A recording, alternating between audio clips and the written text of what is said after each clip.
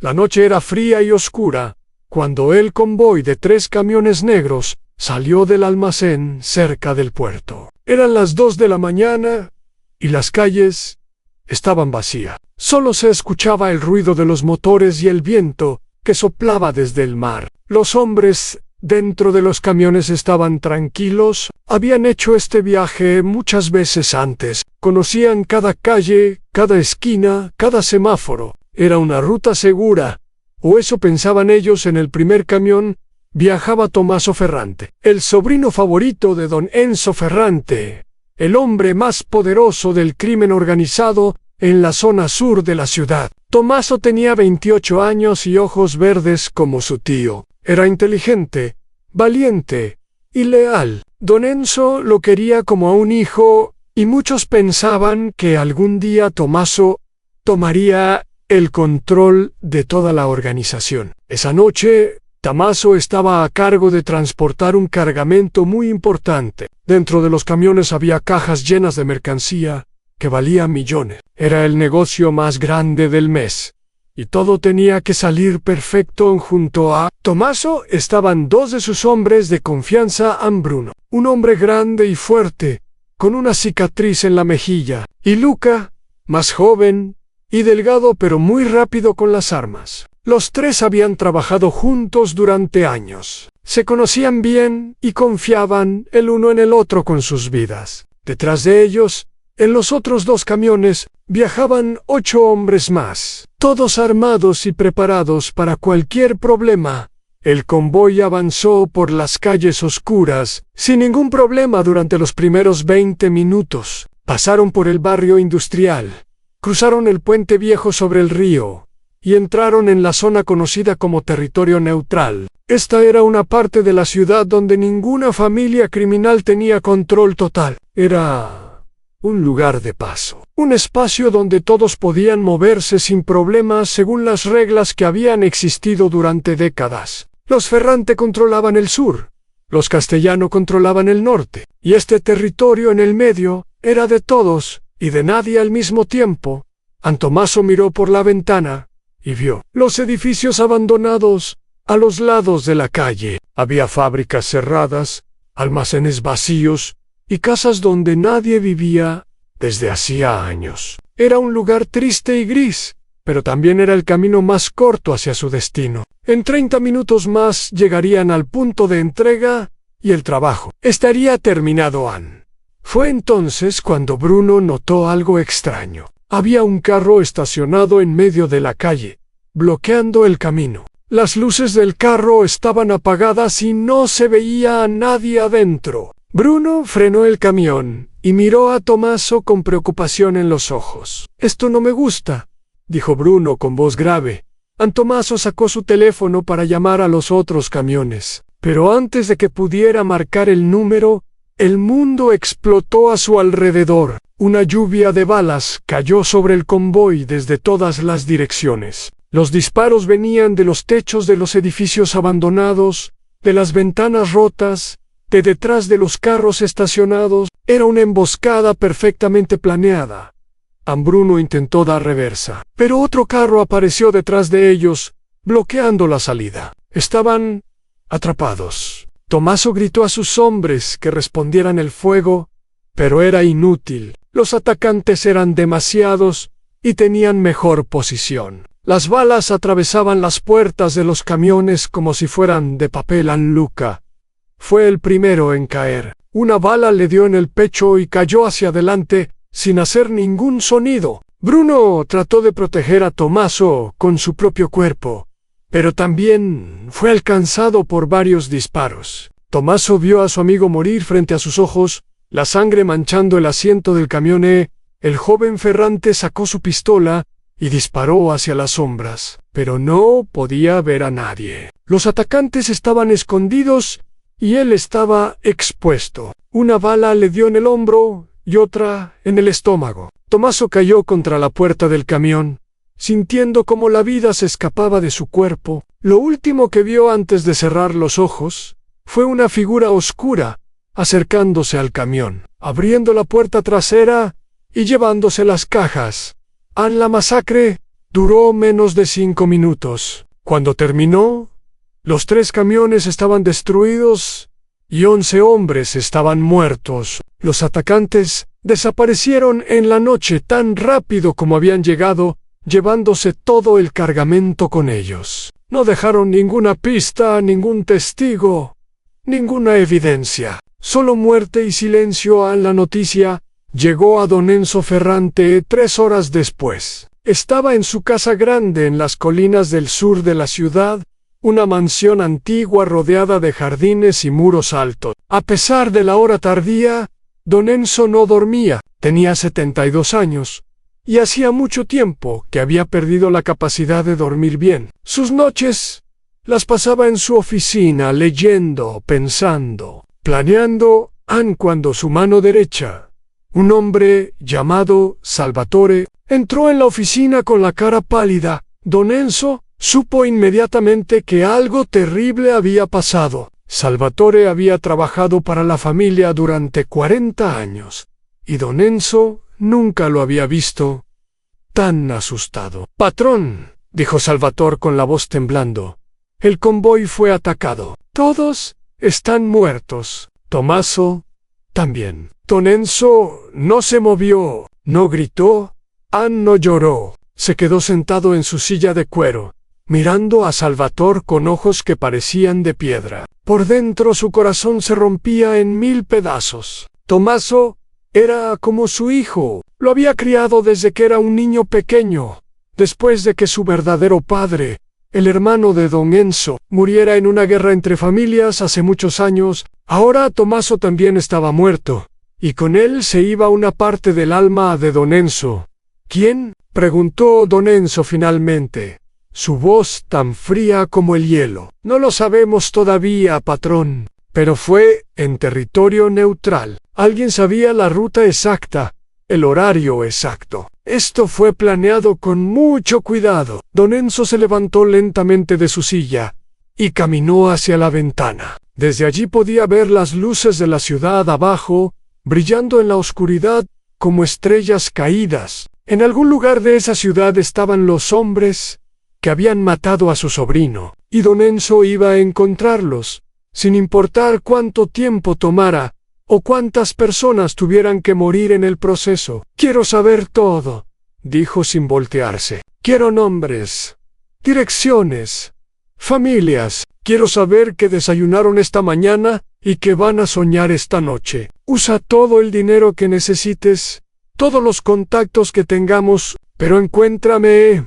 a los responsables». Salvatore asintió con la cabeza y salió de la oficina rápidamente. Don Enzo se quedó solo, mirando la ciudad que había controlado durante más de 30 años. En todo ese tiempo, nadie se había atrevido a atacarlo de esta manera. Alguien había cometido un error muy grave, y ese error les iba a costar todo. A los días siguientes fueron de luto y de trabajo. El funeral de Tommaso fue grande y triste. Cientos de personas vinieron a presentar sus respetos, desde simples trabajadores hasta políticos importantes. Todos sabían que la muerte de Tommaso significaba que algo grande iba a pasar. La paz que había existido en la ciudad durante años estaba a punto de terminar. Marco Ferrante, el hijo mayor de don Enzo, llegó al funeral desde el extranjero. Marco tenía 40 años y había pasado los últimos 10 viviendo en otro país, manejando los negocios internacionales de la familia. Era un hombre alto y delgado, con el pelo negro y ojos oscuros como su padre. A diferencia de Tommaso, que era impulsivo y apasionado, Marco era frío y calculador. Pensaba cada movimiento 3 veces antes de hacerlo, y nunca actuaba por emoción. «Padre», dijo Marco después del funeral, cuando estaban solos en la oficina, «déjame encargarme de esto. Sé cómo encontrar a los responsables». Don Enzo miró a su hijo con una mezcla de orgullo y tristeza. Marco era brillante, pero también era distante. Nunca habían tenido una relación cercana, no como la que don Enzo tenía con Tommaso. Pero ahora Tommaso estaba muerto, y Marco era todo lo que le quedaba. «Hazlo», dijo don Enzo, «pero quiero que me informes de todo». Nada de secretos entre nosotros. Marco asintió y comenzó su investigación. Esa misma noche, tenía sus propios contactos, sus propios métodos. Durante años había construido una red de informantes en todo el mundo, personas que le debían favores o que trabajaban para él por dinero. Ahora iba a usar toda esa red para encontrar la verdad. Lo primero que hizo fue hablar con la policía. No con la policía oficial, por supuesto, sino con los oficiales que trabajaban para la familia Ferrante. Había varios detectives y capitanes que recibían dinero cada mes a cambio de información y protección. Uno de ellos, un detective llamado Gianni, había estado en la escena del crimen. Fue profesional, le dijo Gianni a Marco en una reunión secreta. Usaron armas automáticas, probablemente de fabricación extranjera. Dispararon desde posiciones elevadas, lo que significa que conocían el terreno perfectamente, y desaparecieron sin dejar nada. Ni casquillos, ni huellas, ni testigos. ¿Ningún testigo?, preguntó Marco. Bueno, Gianni dudó un momento.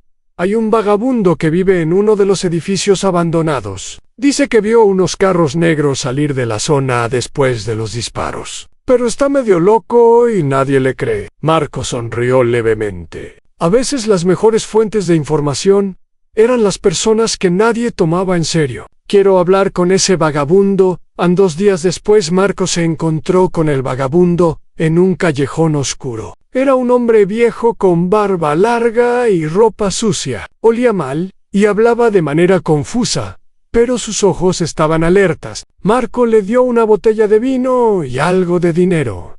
Y el viejo comenzó a hablar. «Ambay los carros», dijo el vagabundo. 3 carros negros. Hacia el norte. Marco frunció el ceño. El norte era territorio de los castellanos. Sí, hacia el norte. Yo vi las luces de los carros yendo por la avenida principal hacia el puente nuevo. Marco le dio más dinero al vagabundo y se fue pensando. Si los atacantes habían ido hacia el norte, eso significaba que probablemente eran de la familia Castellano. Pero atacar un convoy de los Ferrante era un acto de guerra.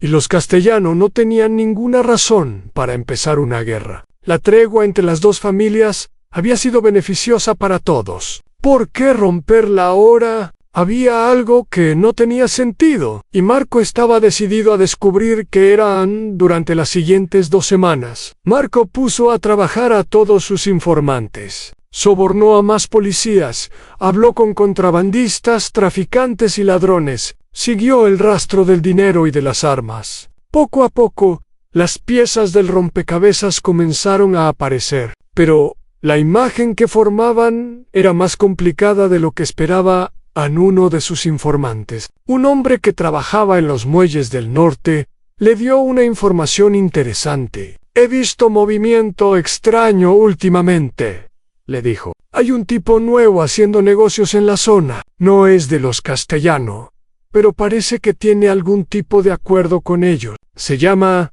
Salvatore Greco». Marco conocía ese nombre. Salvatore Greco era un traficante de mediano nivel que había aparecido en la ciudad hace unos 5 años. Venía del sur del país y tenía fama de ser ambicioso y sin escrúpulos. Pero hasta ahora, Greco había sido un jugador menor, sin suficiente poder para amenazar a ninguna de las grandes familias. «¿Qué tipo de negocios está haciendo?», preguntó Marco. «No estoy seguro, pero he visto sus hombres reuniéndose con gente de los Castellano. Y últimamente tiene más dinero del que debería tener. Compró 2 almacenes nuevos y tiene como 20 hombres trabajando para él». Marco guardó esta información y continuó investigando. Cuanto más buscaba, más encontraba conexiones entre Greco y el ataque al convoy. Las armas usadas en la emboscada eran del mismo tipo que Greco importaba ilegalmente. Los carros negros que el vagabundo había visto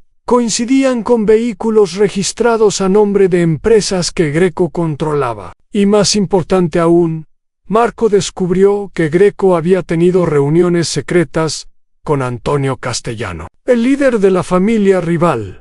En las semanas anteriores al ataque Ampero, había algo más, algo que perturbaba profundamente a Marco para que la emboscada funcionara tan perfectamente. Los atacantes necesitaban saber la ruta exacta del convoy y el horario exacto de salida. Esa información era secreta, conocida solo por un pequeño grupo de personas dentro de la organización Ferrante, lo que significaba que había un traidor, o varios traidores. Dentro de la familia, Marco comenzó a investigar a su propia gente, con el mismo cuidado con el que investigaba a los enemigos. Revisó cuentas bancarias, siguió movimientos, escuchó conversaciones, y después de días de trabajo exhaustivo, encontró lo que buscaban 3 hombres de la organización. Habían recibido depósitos grandes en cuentas secretas durante el mes anterior al ataque. Los 3 tenían acceso a información sensible. Los 3 habían sido contactados por personas conectadas con Salvatore Greco, y los 3 habían estado presentes en la reunión donde se planeó la ruta del convoy en Marco. Tenía los nombres de los traidores: San Pietro, un contador que manejaba las finanzas de la familia; Daniele, un conductor que conocía todas las rutas; y más doloroso aún, Vincenzo, un hombre que había trabajado junto a Don Enzo durante más de 20 años y que era considerado casi como parte de la familia.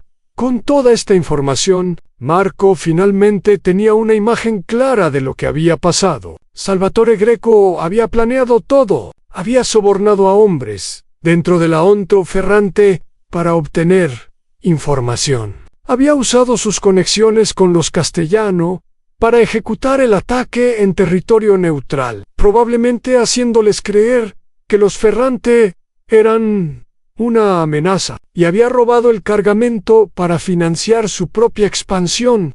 Pero lo más importante era entender por qué. ¿Por qué Greco querría provocar una guerra entre las 2 familias más poderosas de la ciudad? La respuesta era simple, pero aterradora. Greco quería que los Ferrante y los Castellanos se destruyeran mutuamente. Mientras las 2 grandes familias peleaban, él podría crecer en las sombras, tomando territorio poco a poco, hasta que fuera lo suficientemente fuerte para controlar todo. Era un plan brillante en su crueldad, y había funcionado perfectamente. Hasta ahora, Marco presentó todos sus descubrimientos a su padre en una noche lluviosa, 3 semanas después del ataque. Don Enzo escuchó en silencio, su cara sin expresión, mientras Marco explicaba cada detalle, cada connection, cada traición. Cuando Marco terminó, hubo un largo momento de silencio. Finalmente, Don Enzo habló. Greco nos ha hecho daño, pero los Castellano fueron los que apretaron el gatillo. Mataron a Tommaso. Por eso tienen que pagar. Padre, dijo Marco cuidadosamente, creo que los Castellano fueron manipulados igual que nosotros. Si vamos a la guerra contra ellos, estaremos haciendo exactamente lo que Greco quiere. Don Enzo golpeó la mesa con el puño. No me importa lo que Greco quiere. Quiero venganza. Marco esperó a que su padre se calmara antes de continuar.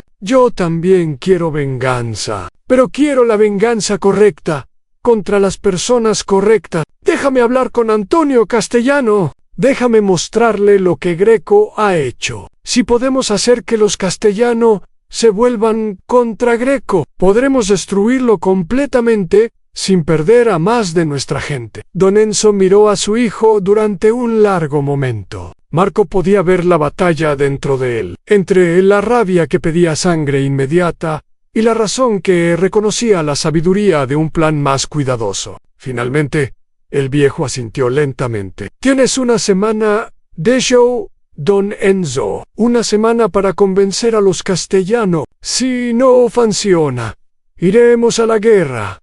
De todas formas, Marco asintió, sabiendo que tenía por delante la negociación más difícil de su vida. Iba a reunirse con los enemigos de su familia, con los hombres que habían matado a su primo, y tratar de convertirlos en aliados. Era casi imposible, pero era la única manera de destruir completamente a Salvatore Greco y su red de traición. La lluvia seguía cayendo. Mientras Marco salía de la mansión de su padre, preparándose para dar el primer paso hacia una alianza que nadie creía posible. A Marco pasó los siguientes 3 días, preparando su acercamiento a los castellanos. No podía simplemente aparecer en su territorio y pedir una reunión. Eso sería visto como una provocación, o, peor aún, como una trampa. Necesitaba un intermediario, alguien que ambas familias respetaran y que pudiera garantizar la seguridad de todos. Después de mucho pensar, Marco decidió contactar al padre Lorenzo, un viejo sacerdote que había conocido a ambas familias durante décadas. El padre Lorenzo era un hombre de 80 años que dirigía una pequeña iglesia en el límite entre el territorio norte y el sur. A lo largo de los años, había bautizado a los hijos de ambas familias, había oficiado sus bodas y había enterrado a sus muertos. Era quizás la única persona en toda la ciudad que podía caminar libremente entre los Ferrante y los Castellano sin ser tocado. Marco fue a ver al padre Lorenzo una mañana temprano, cuando el sol apenas comenzaba a salir sobre los techos de las casas viejas. La iglesia era pequeña y sencilla, con paredes de piedra gris y una torre con una campana que ya no sonaba. Adentro olía a incienso y a velas, y la luz entraba por ventanas de vidrio colorido que mostraban imágenes de santos. El padre Lorenzo estaba sentado en uno de los bancos de adelante, leyendo un libro viejo. Cuando escuchó los pasos de Marco, levantó la vista y sonrió tristemente. «Sabía que vendrías», dijo con su voz suave y cansada. «He estado esperándote desde el funeral de Tomaso». Marco se sentó junto al sacerdote y le explicó todo lo que había descubierto. Le habló de Salvatore Greco, de la manipulación, de los traidores dentro de su propia organización. El padre Lorenzo escuchó sin interrumpir, sus ojos viejos, llenos de una sabiduría que venía de haber visto demasiadas tragedias a lo largo de su vida. «Lo que me pides es muy difícil», dijo el sacerdote cuando Marco terminó. «Antonio Castellano es un hombre orgulloso. No va a admitir fácilmente que fue engañado». «Lo sé», respondió Marco. «Pero si no hablamos, habrá una guerra que destruirá a ambas familias, y Greco será el único que gane». El padre Lorenzo cerró los ojos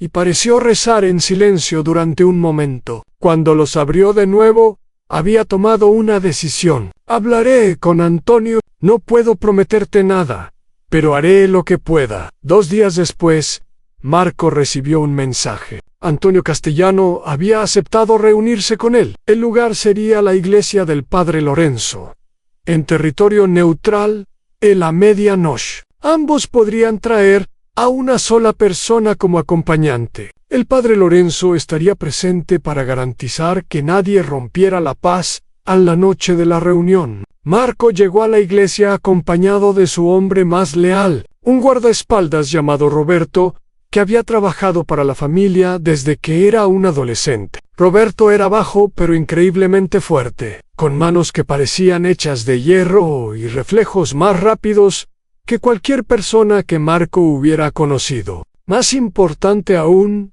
Roberto era completamente confiable. Era uno de los pocos hombres que Marco sabía con certeza que no había sido tocado por la corrupción de Greco en la iglesia. Estaba oscura, excepto por las velas que el padre Lorenzo había encendido cerca del altar. Las sombras bailaban en las paredes de piedra, creando formas extrañas que parecían moverse. Antonio Castellano llegó exactamente a la medianoche, acompañado por su hijo Maggiore, un joven de unos 30 años llamado Gianluca. Antonio era un hombre de 65 años, con el pelo completamente blanco y una barba corta del mismo color. A pesar de su edad, se movía con la confianza de alguien que había sobrevivido a innumerables peligros. Sus ojos eran azules y fríos, como el hielo de las montañas en invierno. Los 2 grupos se miraron en silencio durante un largo momento. Había tanta historia entre las familias Ferrante y Castellano,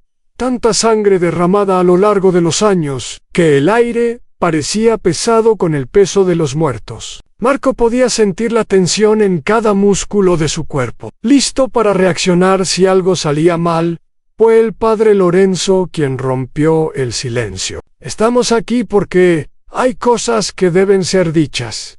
Comenzó con su voz tranquila. Hay verdades que ambas partes necesitan escuchar. Les pido que mantengan la paz dentro de estos muros sagrados, que escuchen antes de juzgar, y que recuerden que a veces los verdaderos enemigos no son los que creemos. Antonio habló primero, su voz áspera como papel de lija. Mi familia no atacó tu convoy, dijo mirando directamente a Marco. Yo no di esa orden. Marco inclinó la cabeza. Lo sé, ahora lo sé, pero alguien usó a tu gente para hacerlo, y necesito que entiendas quién y por qué. Durante la siguiente hora, Marco presentó todas las pruebas que había reunido. Mostró documentos, fotografías, grabaciones de conversaciones telefónicas que sus informantes habían conseguido. Explicó cómo Salvatore Greco había manipulado a ambas familias, cómo había usado mentiras y dinero para crear una guerra que beneficiaría solo a él. Antonio escuchó todo sin mostrar ninguna emoción en su cara. Pero Marco notó que las manos del viejo se apretaban más y más fuerte a medida que la historia continuaba. Gianluca, el hijo, era menos capaz de esconder sus sentimientos. Su cara se ponía cada vez más roja de rabia a medida que entendía cómo habían sido usados. Greco vino a mí hace 3 meses, admitió Antonio cuando Marco terminó. Me dijo que tenía información de que los Ferrante estaban planeando expandirse hacia el norte, que querían romper la tregua y tomar nuestro territorio. Me mostró documentos, me dio nombres de supuestos traidores dentro de mi propia organización que estaban trabajando para ustedes. Todo era mentira, dijo Marco. Greco creó esos documentos, inventó esos nombres. Quería que nos atacaran. Eso parece claro ahora.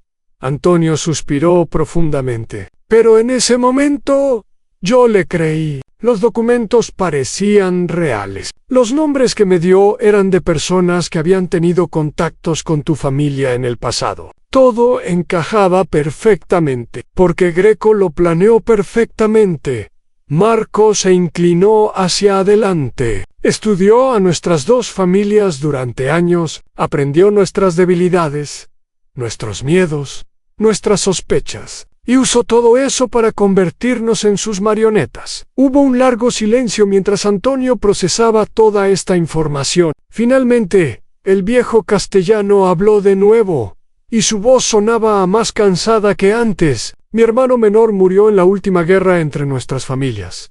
Hace 15 años. Desde entonces, he mantenido la paz porque no quería más muerte. Pero cuando Greco me dijo que ustedes estaban planeando atacarnos, sentí que no tenía opción. Pensé que era actuar primero o morir. Mi primo Tommaso murió en esa emboscada, dijo Marco, su voz controlada pero llena de dolor. Era como un hermano para mí. Quiero venganza tanto como cualquiera, pero no quiero vengarme de la gente equivocada. Gianluca, que había estado callado todo este tiempo, finalmente habló. Padre, si lo que dice es verdad, entonces Greco nos ha hecho quedar como asesinos y tontos. No podemos dejar que esto quede así. Antonio miró a su hijo y luego volvió a mirar a Marco.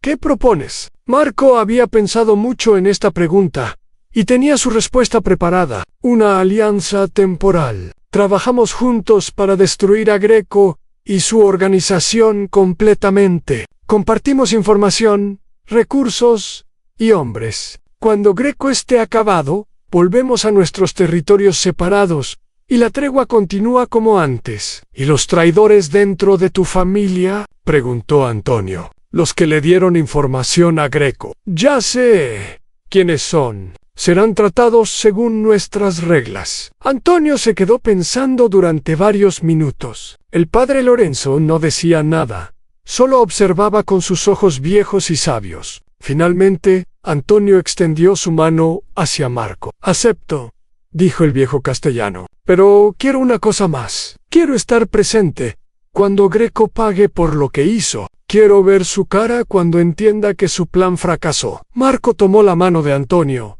y la apretó firmemente. Eso puedo prometértelo. Así comenzó la alianza más improbable en la historia del crimen organizado de la ciudad. Dos familias que habían sido enemigas durante generaciones, ahora trabajaban juntas con un objetivo común en la destrucción total de Salvatore. Greco en los días siguientes fueron de intensa actividad. Marco y Gianluca se reunían todos los días para compartir información y planear estrategias. Descubrieron que Greco tenía operaciones en casi todas las partes de la ciudad. Pequeños negocios que había construido aprovechándose de la tregua entre las grandes familias. Tenía traficantes en el este, prestamistas en el oeste y una red de distribución que se extendía por todo el territorio neutral. También descubrieron que Greco no estaba solo. Tenía conexiones con organizaciones criminales de otras ciudades, incluso de otros países. Había prometido a estos socios externos una parte del territorio. Una vez que los Ferrante y los Castellano se destruyeran mutuamente, era un hombre con grandes ambiciones y sin ninguna lealtad excepto a sí mismo. Es más peligroso de lo que pensábamos, admitió Gianluca durante una de sus reuniones. Tiene más hombres, más armas, más dinero del que esperábamos. Marco asintió gravemente. Pero también tiene una debilidad. Todo su plan dependía de que nuestras familias siguieran peleando. Ahora que estamos unidos, ha perdido su mayor ventaja. Mientras Marco y Gianluca planeaban la ofensiva contra Greco, Marco también tenía que encargarse de los traidores dentro de su propia organización. Era un trabajo que le causaba un dolor profundo, especialmente cuando pensaba en Vincenzo, el hombre que había sido casi como un segundo padre para él cuando era niño. Decidió confrontar a los tres traidores uno por uno, empezando por el menos importante. Pietro, el contador, fue el primero. Marco lo invitó a una reunión en uno de los almacenes de la familia, diciéndole que necesitaba revisar algunos números. Cuando Pietro llegó, encontró a Marco esperándolo solo, sentado detrás de un escritorio viejo. «Pietro», dijo Marco con voz tranquila. Pietro se sentó nerviosamente, sus ojos moviéndose por el almacén vacío. «¿Qué necesitas, Marco? Pensé que íbamos a revisar las cuentas del mes». Marco no respondió inmediatamente. En cambio, puso sobre el escritorio una carpeta llena de documentos, extractos bancarios, registros de transferencias, fotografías de reuniones secretas. Pietro miró los papeles, y su cara se puso pálida como la cera. «¿Puedo explicarlo?», comenzó Pietro, pero Marco levantó una mano para silenciarlo. «No hay nada que explicar. Tomaste dinero de Greco a cambio de información. Esa información causó la muerte de 11 de nuestros hombres, incluyendo a Tommaso. No hay explicación que pueda cambiar eso». Pietro comenzó a temblar. «Marco, por favor, tengo familia. Greco me amenazó. Dijo que si no cooperaba, haría daño a mi familia». «¿Te amenazó o te pagó?», preguntó Marco fríamente. «Porque según estos documentos, recibiste más de 100.000 en los últimos 6 meses. Eso no parece el pago de alguien que está siendo obligado». Pietro no tenía respuesta para eso. Las lágrimas comenzaron a correr por sus mejillas, mientras entendía que no había escapatoria. «Te voy a dar una opción», dijo Marco. «Puedes decirme todo lo que sabes sobre Greco, sus planes, sus contactos, sus escondites, todo. Si lo haces, tu familia será protegida después de que te vayas. Si no lo haces...». Bueno, Marco dejó la frase sin terminar. Pietro habló durante las siguientes 2 horas, contando todo lo que sabía. No era mucho, porque Greco era cuidadoso y no compartía información con personas de bajo nivel, como Pietro. Pero cada pequeño detalle ayudaba a completar el rompecabezas. Cuando Pietro terminó de hablar, 2 de los hombres de Marco entraron en el almacén. Pietro entendió lo que venía y comenzó a llorar más fuerte, pidiendo misericordia. Marco se levantó y caminó hacia la puerta sin mirar atrás. Escuchó un disparo detrás de él. Y luego, silencio en el segundo traidor. Daniele, el conductor, intentó huir cuando se enteró de lo que le había pasado a Pietro, pero los hombres de Marco lo estaban vigilando y lo atraparon antes de que pudiera salir de la ciudad. Daniele fue menos cooperativo que Pietro, negando todo incluso cuando le mostraron las pruebas. No vivió mucho después de eso.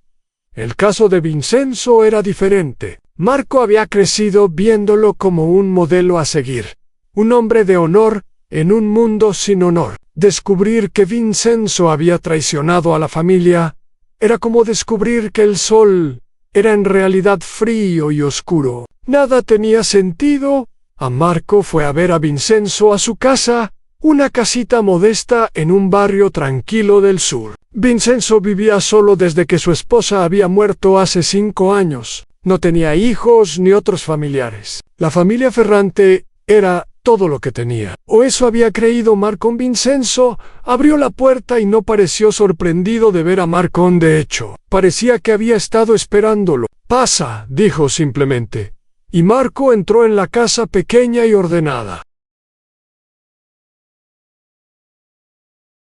Se sentaron en la sala, uno frente al otro. Vincenzo era un hombre de 70 años, con el pelo gris y manos que temblaban ligeramente. Había dedicado toda su vida a la familia Ferrante, o eso creía todo el mundo. «Sé por qué estás aquí», dijo Vincenzo antes de que Marco pudiera hablar. «He sabido durante días que eventualmente vendrías. ¿Por qué?», fue todo lo que Marco pudo preguntar. «¿Por qué traicionaste a mi padre? ¿Por qué traicionaste a Tommaso?». Vincenzo suspiró profundamente y cerró los ojos por un momento. Cuando los abrió, había lágrimas en ellos. «Porque tu padre mató a mi hijo». Marco se quedó helado. «Tú no tienes hijos». «Tenía uno», dijo Vincenzo con voz quebrada. «Se llamaba Paolo, tenía 18 años cuando murió, hace más de 30 años. Tu padre descubrió que Paolo había robado dinero de la organización para pagar deudas de juego. Era una cantidad pequeña, pero tu padre era más estricto en esos días. Ordenó que Paolo fuera ejecutado como ejemplo para otros». Marco no sabía qué decir. Nunca había escuchado esta historia. «Yo amaba a tu padre como a un hermano», continuó Vincenzo, «pero él mató a mi único hijo, y yo he vivido con ese dolor cada día durante más de 30 años. Cuando Greco vino a mí con su oferta, vi una oportunidad de finalmente hacer pagar a don Enzo por lo que hizo. Pero Tommaso no tuvo nada que ver con la muerte de tu hijo», dijo Marco. Era inocente. «Lo sé». Vincenzo bajó la cabeza. «Y eso es algo con lo que tendré que vivir o morir ahora. Tommaso era un buen muchacho, no merecía morir. Pero cuando empezamos algo así, perdemos el control de hacia dónde va. Yo quería herir a tu padre, no matar a Tommaso. Pero el resultado es el mismo». Marco se quedó sentado en silencio durante un largo rato, procesando todo lo que había escuchado. Parte de él entendía el dolor de Vincenzo, la rabia de un padre que había perdido a su hijo, pero otra parte de él solo veía a un traidor que había causado la muerte de personas inocentes. «Mi padre no sabe la verdad sobre tu hijo», dijo Marco finalmente. «No sabe por qué lo traicionaste. ¿Vas a decírselo?». Marco pensó en la pregunta. Decirle a don Enzo la verdad significaría abrir heridas muy viejas, obligar a su padre a confrontar decisiones que había tomado hace décadas. Pero también significaría darle a Vincenzo algo de comprensión, algo de perdón, quizás no, decidió Marco. «Algunos secretos es mejor que se vayan a la tumba. Pero antes de que eso pase, necesito que me digas todo lo que sabes sobre Greco». «Todo». Vincenzo asintió lentamente. A diferencia de Pietro y Daniele, él había tenido contacto directo con Greco en varias ocasiones. Conocía sus escondites principales, sus rutas de escape, incluso los nombres de algunos de sus socios extranjeros. Marco escuchó todo con atención. memorizando cada detalle Cuando Vincenzo terminó de hablar, Marco se levantó para irse. En la puerta se detuvo y miró al hombre viejo una última vez. «Roberto está afuera esperando», dijo Marco. «Puedes ir con él ahora, o puedes tener una hora para poner tus asuntos en orden». «East to decision». Vincenzo asintió con dignidad. «Una hora. Entonces, gracias por eso». Al menos, Marco salió de la casa y caminó hasta donde Roberto lo esperaba junto al carro. «Dale una hora», le dijo. «Luego, haz lo que tengas que hacer». Mientras Marco se alejaba, pensó en todas las capas de traición y venganza que había descubierto en las últimas semanas. La muerte de Tommaso no era solo el resultado de la ambición de Greco, era también el resultado de decisiones tomadas hace 30 años, de dolor que había sido guardado y alimentado durante décadas, hasta convertirse en algo destructivo. Era un recordatorio de que en su mundo nada era simple y nadie era completamente inocente, pero ahora no era momento para filosofar. Tenía una guerra que ganar y un enemigo que destruir. Los traidores dentro de la organización habían sido eliminados. La alianza con los castellanos estaba funcionando. Era hora de pasar a la ofensiva. Marco sacó su teléfono y llamó a Gianluca. «Estoy listo», dijo cuando el joven castellano contestó. «Es hora de cazar a Greco». La cacería comenzó una semana después de que Marco eliminara a los últimos traidores. Él y Gianluca habían pasado días planeando cada movimiento, estudiando mapas de la ciudad, identificando los puntos débiles de la OM. Ahora era tiempo de actuar. Ahora el plan era simple, pero efectivo. Atacar la red de Greco desde todos los lados al mismo tiempo, cortando sus fuentes de dinero, sus rutas de suministro y sus conexiones con el mundo exterior. Querían aislarlo completamente antes de ir por él directamente, como un cazador que primero cierra todas las salidas del bosque antes de perseguir a su presa la primera noche. Los Ferrante atacaron las operaciones de Greco en el este de la ciudad. Greco tenía 3 puntos de distribución allí, pequeños almacenes donde guardaba mercancía antes de enviarla a otros lugares. Marco lideró personalmente el ataque al más grande de estos almacenes, un edificio viejo cerca de las vías del tren. Llegaron a las 3 de la mañana, cuando la mayoría de los hombres de Greco estarían durmiendo o descansando. Eran 12 en total, todos armados con pistolas y escopetas. Roberto iba al lado de Marco, sus ojos oscuros vigilando cada sombra.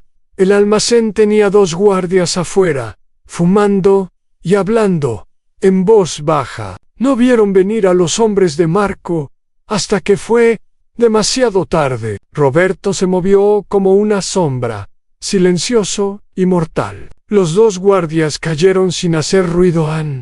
Dentro del almacén había 4 hombres más, sentados alrededor de una mesa, jugando cartas. Cuando la puerta se abrió de golpe, apenas tuvieron tiempo de levantarse antes de que los hombres de Marco abrieran fuego. La pelea duró menos de 30 segundos. Cuando terminó, los 4 hombres de Greco estaban muertos, y el almacén estaba bajo control de los Ferrante. Marco revisó el lugar mientras sus hombres cargaban la mercancía en camiones. Encontró no solo drogas y armas, sino también documentos que mostraban otras operaciones de Greco que no conocían. Había nombres, direcciones, números de teléfono. Era información valiosa que ayudaría en los ataques siguientes. Esa misma noche, los castellanos atacaron las operaciones de Greco en el oeste. Gianluca lideró a sus hombres contra una red de prestamistas ilegales que Greco había establecido en los barrios pobres. Estos prestamistas cobraban intereses enormes y usaban la violencia para cobrar las deudas. Eran odiados por la comunidad, pero nadie se atrevía a enfrentarlos porque todos sabían que tenían protección los castellanos. Llegaron a las oficinas de los prestamistas justo después de la medianoche. A diferencia de los Ferrante, que preferían la acción silenciosa, los castellanos hicieron una entrada ruidosa, rompieron las puertas gritaron amenazas, dispararon al techo para asustar a todos. Era una demostración de fuerza diseñada para enviar un mensaje claro a un Greco. Ya no podía proteger a nadie. A los prestamistas fueron reunidos en una habitación y obligados a entregar todo su dinero y sus registros. Luego fueron liberados con una advertencia simple.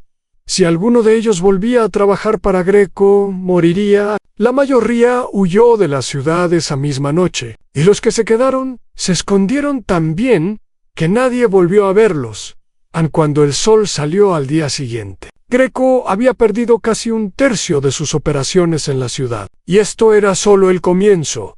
Durante las siguientes 2 semanas, los ataques continuaron sin parar. Los Ferrante y los Castellano trabajaban en perfecta coordinación, golpeando diferentes partes de la red de Greco cada noche. Destruyeron laboratorios, quemaron almacenes, interceptaron envíos. Cada día, Greco perdía más dinero, más hombres, más poder. Los lugartenientes de Greco comenzaron a desaparecer uno por uno. Algunos fueron encontrados muertos en callejones oscuros. Otros simplemente se esfumaron, probablemente huyendo de la ciudad antes de que la violencia los alcanzara. Los que quedaron se volvieron paranoicos, desconfiando de todos. Incluso de sus propios compañeros. Marco y Gianluca se reunían cada noche para revisar el progreso y planear los siguientes movimientos. A pesar de las circunstancias, o quizás debido a ellas, los dos jóvenes habían desarrollado un respeto mutuo que sorprendía a todos. Eran de familias enemigas criados para Ogiaxi, pero trabajando juntos,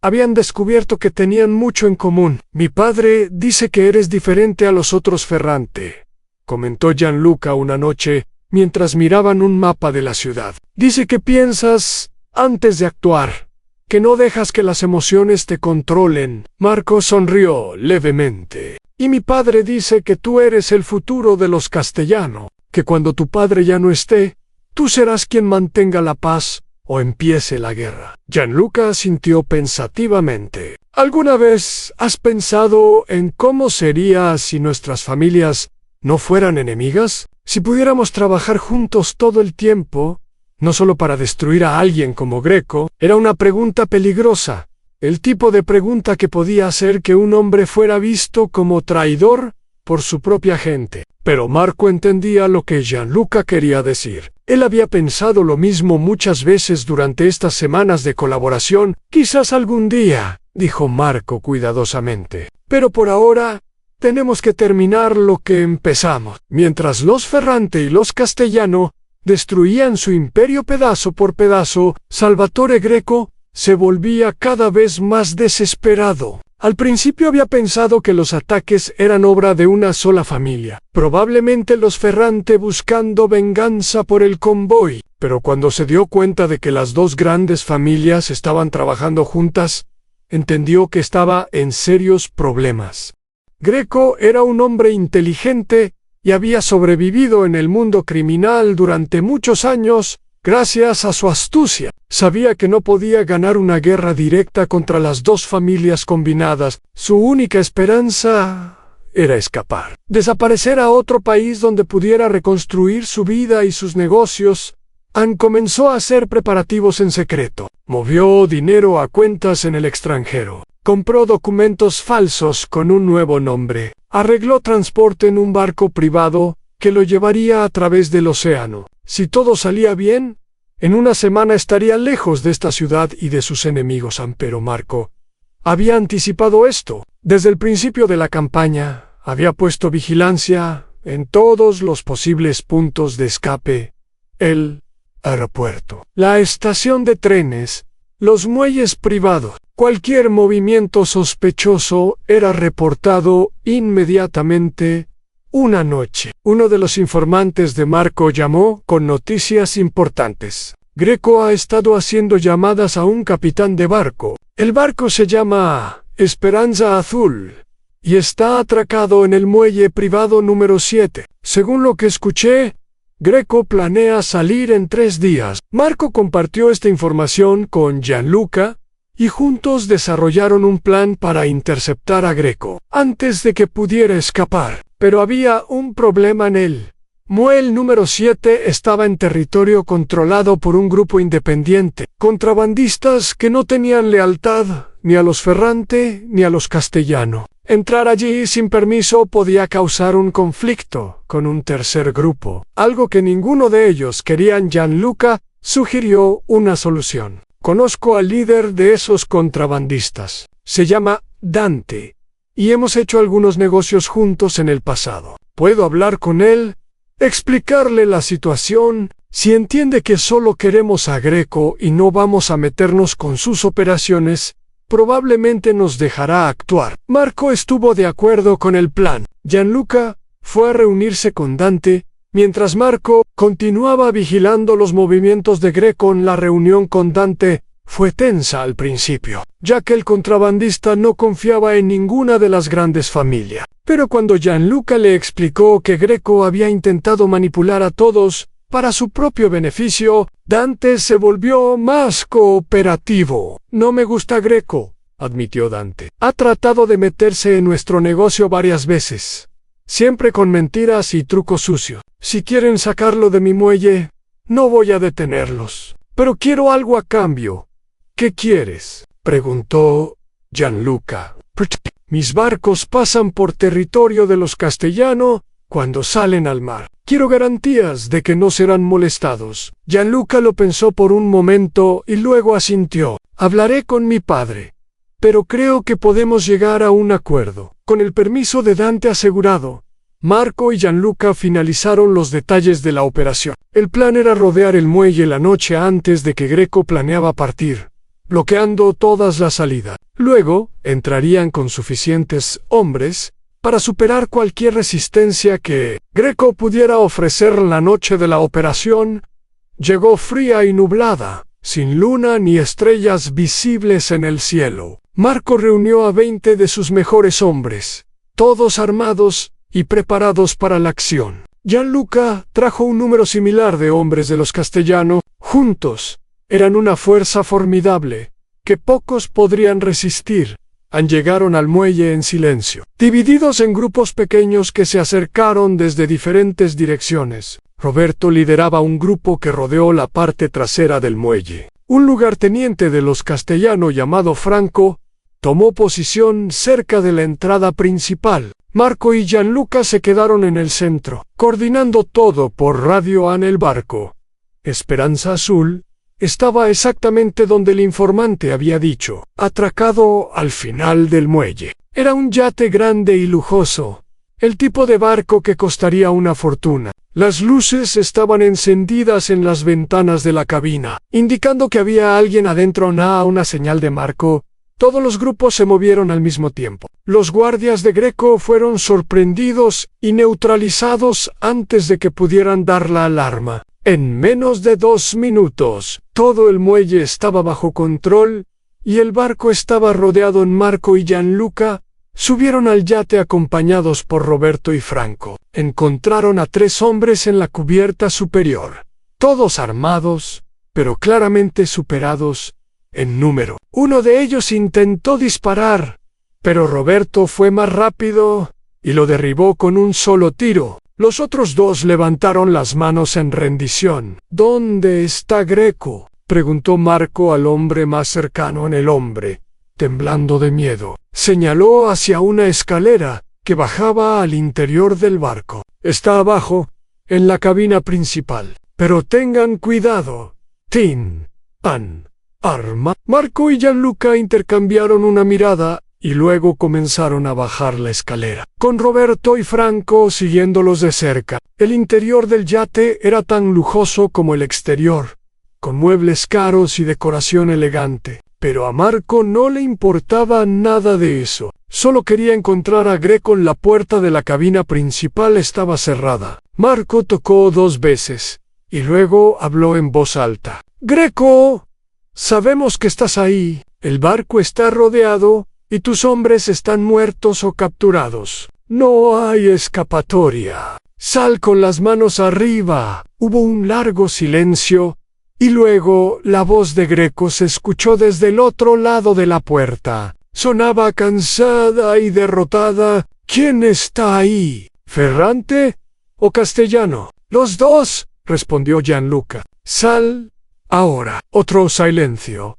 Y luego la puerta se abrió lentamente. Salvatore Greco apareció en el umbral con las manos levantadas. Era un hombre de unos 50 años, con pelo negro peinado hacia atrás y ojos pequeños y astutos. Vestía un traje caro que ahora estaba arrugado y manchado de sudor. A pesar de su posición desesperada, intentó mantener una expresión de dignidad. Supongo que esto era inevitable, dijo Greco mientras lo esposaban. Aunque debo admitir que no esperaba que las dos familias trabajaran juntas. Eso fue un error de cálculo de mi parte. Marco miró al hombre que había causado tanta muerte y destrucción, incluyendo la muerte de su primo Tommaso. Sintió una oleada de rabia, el deseo de matarlo allí mismo con sus propias manos, pero se contuvo. Había prometido a Antonio Castellano que estaría presente cuando Greco pagara por sus crímenes, y Marco siempre cumplía sus promesas. «Lleváoslo», ordenó Marco a sus hombres. Don Enzo y Antonio querrán verlo. Mientras sacaban a Greco del barco, Marco revisó la cabina principal. Encontró lo que esperaban: maletas llenas de dinero, documentos falsos con varios nombres diferentes, y un teléfono con contactos de organizaciones criminales de otros países. Greco había estado preparando su escape con cuidado, pero no había sido lo suficientemente rápido. También encontró algo inesperado, en un cuaderno lleno de notas escritas a mano. Marco lo hojeó rápidamente y vio que era una especie de diario donde Greco había documentado todos sus planes, todas sus manipulaciones, todos sus crímenes. Era como si hubiera querido dejar un registro de su propia inteligencia, prueba de lo brillante que era su esquema. Ahora, ese cuaderno serviría como evidencia de todo lo que había hecho. La noticia de la captura de Greco se esparció rápidamente por toda la ciudad. Los pocos hombres que todavía trabajaban para él abandonaron sus puestos y huyeron, sabiendo que sin su líder no había esperanza. En menos de 24 horas, toda la red que Greco había construido durante años se desmoronó completamente. Pero el trabajo aún no había terminado. Quedaba un último acto en este drama: el juicio y la ejecución de Salvatore Greco. No sería un juicio legal, por supuesto, sino el tipo de justicia que las familias criminales habían practicado durante generaciones. Una justicia rápida, definitiva y sin apelación. Don Enzo y Antonio Castellano decidieron que el juicio tendría lugar en la vieja iglesia del padre Lorenzo, el mismo lugar donde Marco y Antonio habían sellado su alianza semanas antes. Era un lugar simbólico, representando el acuerdo que había hecho posible la destrucción de Greco, el del día del juicio. Marco llegó temprano a la iglesia con su padre. Don Enzo caminaba lentamente, apoyándose en un bastón que había comenzado a usar en los últimos meses. Pero sus ojos seguían siendo agudos y su mente estaba tan clara como siempre. Ver a Greco pagar por la muerte de Tommaso era algo que había esperado desde el momento en que recibió la noticia del ataque en Los Castellanos. Llegaron poco después, con Antonio apoyándose en el brazo de Gianluca. El padre Lorenzo esperaba en el altar, su cara seria y triste. Él no aprobaba la violencia, pero entendía que era inevitable en el mundo en que estas personas vivían. Su papel era simplemente estar presente, quizás ofrecer algo de consuelo espiritual en medio de toda la oscuridad. Finalmente, trajeron a Greco. Estaba esposado y flanqueado por 2 guardias, uno de cada familia. Su ropa elegante había sido reemplazada por ropa simple y sucia. Tenía golpes en la cara y caminaba con dificultad, evidencia de que su tiempo en cautiverio no había sido cómodo. Lo colocaron frente a los 2 patriarcas, obligándolo a arrodillarse en el suelo de piedra. Greco miró a Don Enzo y a Antonio con una mezcla de miedo y desafío en sus ojos. Don Enzo habló primero, su voz temblando ligeramente con emoción contenida. «Salvatore Greco, Ha sido encontrado culpable de traición, asesinato y conspiración contra las familias Ferrante y Castellano. Tus acciones causaron la muerte de mi sobrino Tommaso y de muchos otros hombres buenos. ¿Tienes algo que decir antes de que se ejecute la sentencia? Greco tosió y luego sonrió amargamente. ¿Qué puedo decir? Que lo siento. No, lo siento. Usted